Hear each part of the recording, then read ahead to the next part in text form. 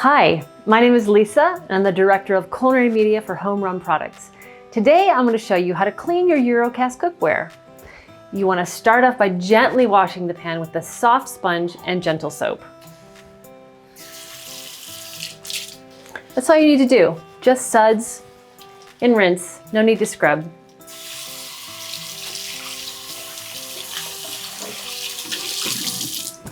And this is how you should always clean your EuroCAST cookware. And you never, ever want to put a hot pan in a sink of cold water. From there, you just dry with the cloths and store. Be sure to watch the rest of our pan care videos to get the most out of your EuroCAST investments.